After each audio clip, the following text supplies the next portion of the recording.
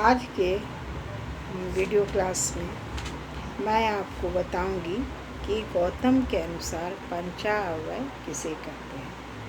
प्रार्थना अनुमान में हम अपने विचारों को सुव्यवस्थित करना पड़ता है। अब प्रत्येक वाक्यों को सावधानी और आत्मबल के साथ एक तार्किक श्रृंखला में रखना पड़ता है। अतः प्रार्थना अनुमान में हम 5 वाक्यों की ज़रूरत होती है और इस प्रकार के अनुमान में 5 हिस्से होते हैं। इसे ही पंचाअव्यय अनुमान कहते हैं। पंचाअव्यय का अर्थ है जिसमें 5 अव्यय या हिस्से हो।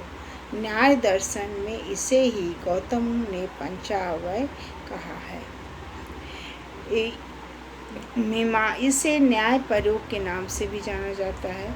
मीमांसा दर्शन और वेदांत दर्शन में विद्वानों ने अनुमान के निमित्त केवल 3 वाक्यों की ही चर्चा की है और उनके अनुसार पंचाअव्यय में समय और शक्ति की बचत होती है। लेकिन गौतम के अनुसार पंचाअव्यय में 5 वाक्यों का होना आवश्यक है। इसे हम निम्नलिखित ढंग से स्पष्ट करते हैं। पहला, पहाड़ पर आग है, जिसको हम प्रतिज्ञा कहते हैं। प्रतिज्ञा अनुमान का वह वाक्य है जिसे हमें साबित करना चाहते हैं। वाक्यों के रूप में इसका पहला स्थान है। गौतम मुनि के अनुसार जो हमें साबित करना है उसका एक मजबूत संकल्प लेना चाहिए और इसे ही प्रतिज्ञा नाम से जानते हैं। गौतम के अनुसार जो साध्य विषय है उसका निर्देश करना ही प्रतिज्ञा है, जैसे पहाड़ पर अनुमान। यह अनुमान में प्रतिज्ञा के रूप में है। दूसरा है हेतु। हेतु का स्थान न्याय वाक्य में दूसरे स्थान पर है। यह प्रतिज्ञा का कारण बताता है कि प्रतिज्ञा की वास्तविकता दिखाने के लिए जिस कारण को हम सामने वाक्य के रूप में रखते हैं उसे हेतु कहते हैं। जैसे क्यों पहाड़ पर आग है, तो क्योंकि वहाँ धुआं है, जहाँ धुआं होगा वहाँ आग होगा, तो इसे हम हेतु वाक्य कहते हैं। पाश्चात्य तर्कशास्त्र में हेतु के साथ मेल खाते हुए जो वाक्य होते हैं उसे हम लघु वाक्य कहते हैं। अब तीसरा आ जाइए, उदाहरण सहित व्याप्ति वाक्य।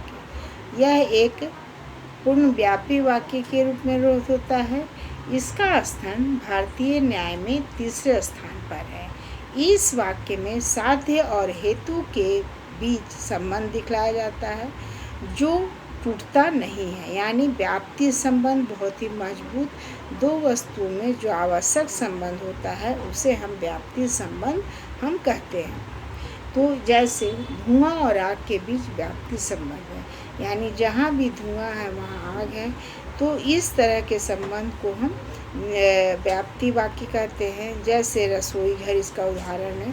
रसोई घर में जब हम धुआं देखते हैं तो वहाँ पर आग भी मिलती है और इसे ही हम उदाहरण सहित व्याप्ति वाक्य कहते हैं। यह वस्तुतः अनुमान का मेरुदंड है, यानी जिस प्रकार मनुष्य को खड़ा रहने के लिए, चलने फिरने के लिए मेरुदंड की आवश्यकता होती है, उसके बिना मनुष्य नहीं चल सकता, उसी प्रकार से अनुमान व्याप्ति वाक्य के बिना नहीं हो सकता। चौथा है उपनय। उपनय का स्थान पंचाअव्यय में चौथा पर है। यह अनुमान के लिए ही वह स्थान है जहाँ यह पक्ष रहता है।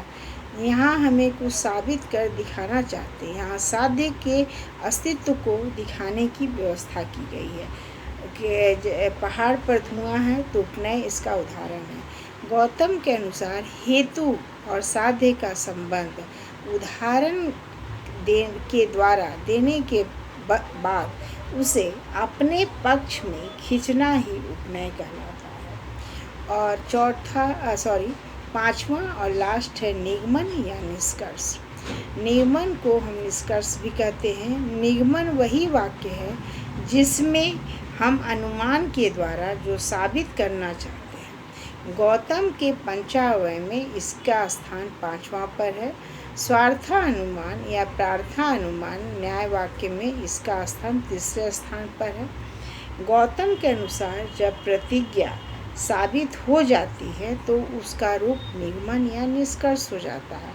उदाहरण के लिए पहाड़ पराग है, इसे हमें साबित करना चाहते हैं, तो जब तक यह साबित नहीं होता है यह प्रतिज्ञा का रूप रहता है। लेकिन जब यह हेतु और व्याप्ति वाक्य उपनय की सहायता से इसे हम साबित कर देते हैं तो इसका रूप निगमन यानी निष्कर्ष हो जाता है। अतः प्रतिज्ञा जब निगमन की अवस्था में आती है तो वहाँ पे संदेह दूर हो जाता है और इसमें एक विश्वास और बल मिलता है। निगमन ही अनुमान का अंतिम सीढ़ी है। उपर्युक्त विश्लेषण से स्पष्ट है कि गौतम अनुमान की परिपक्वता मजबूती के लिए 5 वाक्यों का होना आवश्यक बतलाते हैं।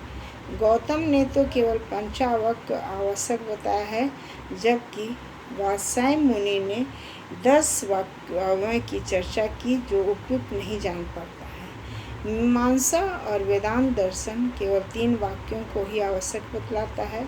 वस्तुतः गौतम के पंचावय का अपना विशेष महत्व है और यहाँ पाश्चात्य तर्कशास्त्र की तरह आगमन का अलग अस्तित्व नहीं रखा गया है।